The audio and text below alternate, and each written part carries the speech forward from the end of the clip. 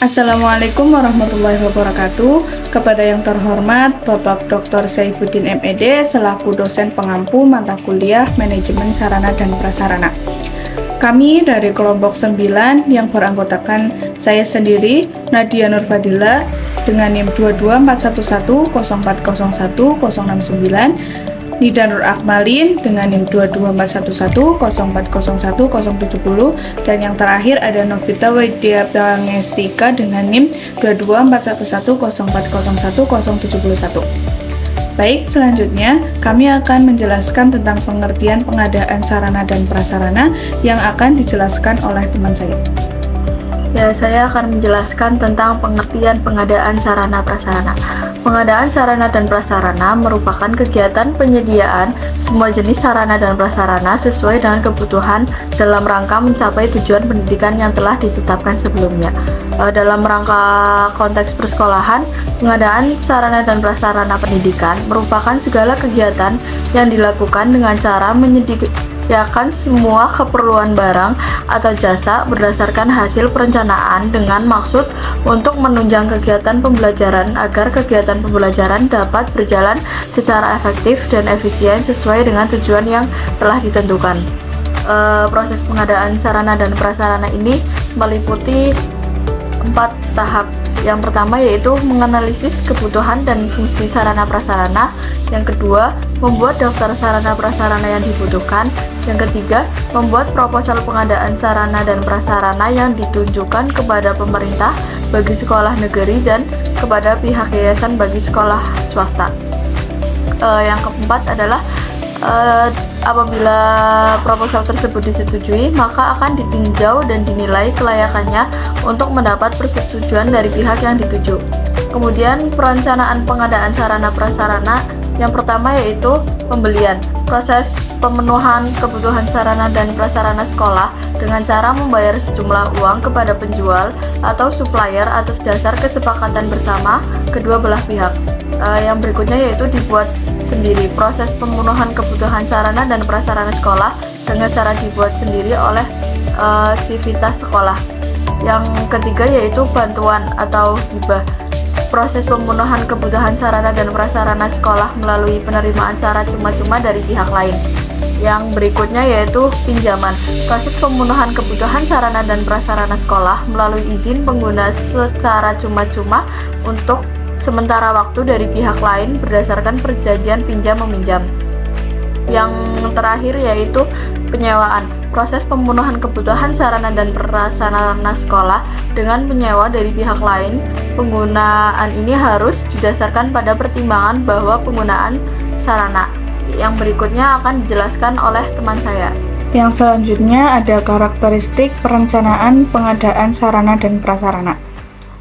Perencanaan pengadaan sarana dan prasarana harus memikirkan mengenai perlengkapan yang diperlukan di masa yang akan datang dan bagaimana pengadaannya berlangsung secara sistematis, rinci, dan teliti berdasarkan informasi serta realitas tentang kondisi sekolah, agar hal tersebut dapat dicapai semua pihak yang telah dilibatkan atau ditunjuk sebagai panitia perencanaan pengadaan perlengkapan sekolah perlu mengetahui dan mempertimbangkan program pendidikan, perlengkapan yang sudah dimiliki, dana yang tersedia, dan harga pasar.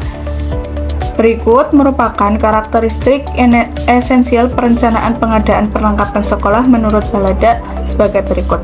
Yang pertama, proses menetapkan dan memikirkan bagaimana perencanaan yang telah dibuat terkait pengadaan sarana dan prasarana.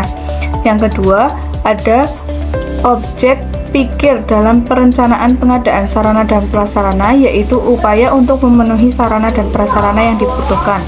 Yang ketiga, tujuan perencanaan pengadaan sarana dan prasarana, yaitu efektivitas dan efisiensi dalam pengadaan sarana dan prasarana.